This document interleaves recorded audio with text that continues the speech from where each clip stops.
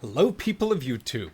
Hello, silver stackers. Hello, coin roll hunters. Welcome to my little corner of the internet.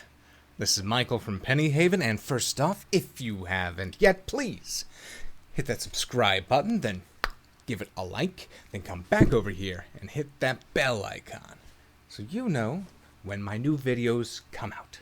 Alright, here we go. So I had another great trip to the local coin shop this evening after work, and I just can't wait to show you what I got. This was just a banner visit, let me tell you.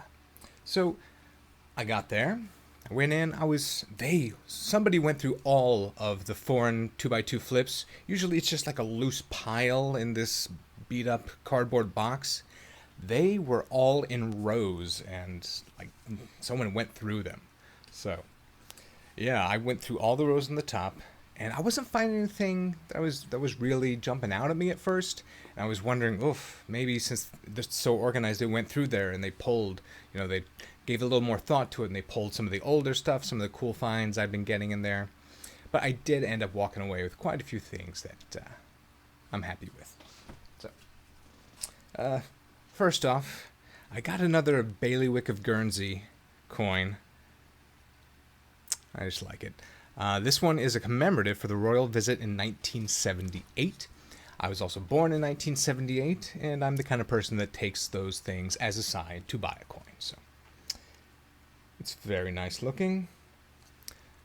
25 pence. I just love the reverse on these. So that's going to go with the other few Guernsey coins that I already have. This one I saw, and I saw, it's got a 6-pointed star on it. I think it's Star of David. I figure it's an Israeli coin. It's marked at 10 cents, so I just put it in my stack, and I didn't really, take a closer look at it at all until I got home.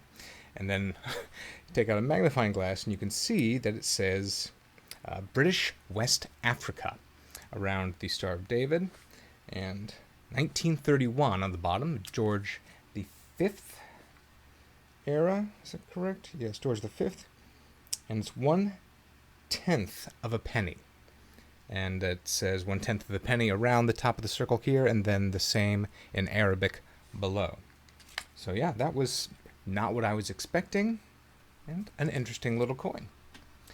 All right. Next up, what do we have now? This one ended up having a very cool little story as well. I just kind of looked at it. Of course, you see the queen there. I'm thinking, what is it? I look at the back. It's completely unfamiliar reverse. It's just got a ship on it. And I look at the front, and it says New Zealand. I'm like, well, New Zealand, they tend to have a lot of animals on the reverse, so I'd give it a closer look. It's a ship. So I'll just take it home, and I will research it then. And I have researched it. And the ship on the reverse is the Endeavour. This coin was minted in 1967 to commemorate the bicentennial of the landing of the ship Endeavour on New Zealand. So it was 1767 landing of the Endeavour on New Zealand. And this is a 50 cent coin. Yeah, it's a 50 cent coin for the New Zealand dollar. And in 1967, they did not mint any other 50-cent coins, so this is a little bit on the rare side. They only did 100,000 of these, and I have one. So that's going to go with my New Zealand collection, a little oddity, a little rarity that I was certainly not looking for, but I'm very glad that I found. What's up next? Yeah, they saw me coming with this one. I mean, I see a beautiful little uncirculated farthing, and I can't leave that bird on the shelf. I gotta take it home with me every time. And I don't always pay attention to the little markings on here as I'm shopping. I tend to shop a little quickly with the world coins. Originally they have it marked catalog $8. Then it was priced at $4, then slashed out, and I paid $1 for it, which got me curious. And Numista is calling it like $3.80, so you won't hear me talk about like how much money I made on these coins in these videos a lot. It's not really about that. for me. Of course, I like to get something that's worth more than I paid, of course, but like I'm more about the collecting and finding some cool coins that I like. Because guess what? These things that I'm buying, I'm going to keep them. I'm put them in my collection. I'm not looking to resell them. But it is nice to get a nice coin for a decent price. All right. On we move to a few just oddities. I was all over the place in my shopping today. So one of the first things I saw when I went in the door, there's like a little bin with, snipped out coins from proof sets and a couple, smaller flips and whatnot. And I saw this big old plated Ike. It's $1 coin. It's nicely plated. It looks good. And they wanted $1.45 for it, so I bought it. And then up by the cash register, they have a few other things there. They have lots of those little impulse buy boxes. And you can see I hit like every one of them. At the register, they had, the gold-plated JFK version of that for $1. So I decided to match them up. I got one of each. And speaking of those little boxes, you may have seen recently, I had a video with my new Roosevelt dime book, which is extensive. It goes from 1946 to 2012. I've only put silver dimes in it so far because I hadn't saved a lot of just nice dimes because I didn't have a book to put them in. But now that I do, I took a moment to go through their cut-up mint set. Not silver, but 4 pristine dimes to go in this book. I figure, I'll grab a few of these every once in a while, fill out that book a little bit more. I got like an 88, 97, 99, things like that. All right, moving on down. I wasn't really looking to buy 90% silver today, just because the price has been up there. And it's not a huge thing, like, I'll buy it when it's down, I'll buy it when it's up, it evens out, but I just didn't feel like grabbing 10 dimes at that price today. So, I got this instead. A 1963, the last year of the Franklin $50 Philadelphia mint set. It's really nice. And it was only $17.50. It did not come with the envelope or anything like that. It was just this. But hey, this is, what I want. So, I'm happy with that for $17.50. All right.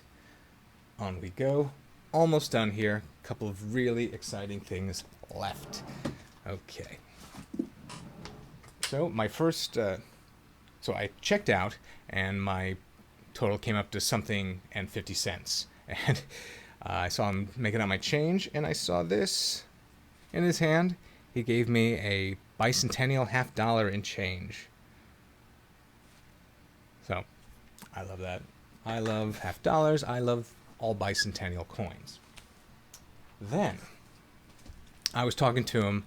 I said that the original reason that I'd come in, the main reason was, I'm 1 coin away from finishing my Jefferson nickel book, the 1937 D, which is a key date, low mintage, 3.4 million, I believe. And I looked in their case, and they had one that was in very good condition for like $35. Like, no, it's not really in keeping with my book. Basically, I was just grabbing whatever examples I could. I'm not going for high grade. I just wanted to fill out the book to begin with. I can update later. So I was looking to find like a bargain. I told him that, and I said, unfortunately, that's the only one you had in there. And he's like, oh, let me check the book, which I'd never asked for something, like a different grade from something out of one of their cases before, like that. So it turns out they've got, the big master book where they replace things that are sold, and they had a variety of 1939 Ds, so I decided to grab the bargain.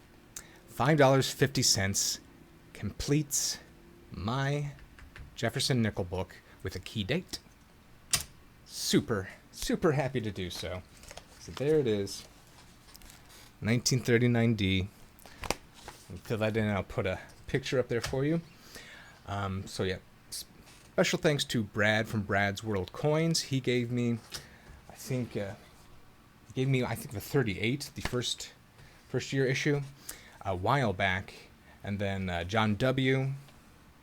helped me out. He gave me the 50D, which is also a key date. And Greg Gelato just hooked me up with 3 that really got me going on finally closing this thing out. He gave me some 3839. Gave me a couple S's, I think, actually. So there we go. My Jefferson Nickel book is complete, and you can see this very sincere look of joy. All right. And then I thought maybe I was going to score one more time on the way out the door. The total for this was $5.50, and I decided not to give him the $50 back, and I told him why. So in my next change, I got a pretty nice San Antonio. You're not going to walk away from a coin shop with a West Point quarter from the till. It's just not going to happen. And if it does, oof, more fool them. A Denver. A nice Denver. I had like a roll of Philadelphia of those BU, so I'll grab a Denver, put it aside. I'm trying to keep some nice examples of almonds for all of those quarters. And we are done. That is all I had to show you. And by all I had to show you, I mean, that was quite a bit to show you. And you can see by the way I'm smiling and talking, I'm very excited with my purchases. So thank you so much for watching. I really appreciate it. And I'm going to get on out of here. I'm going to take a lot of photos of some coins so you can have some close-ups. All right. This is Michael from Penny Haven. Happy hunting.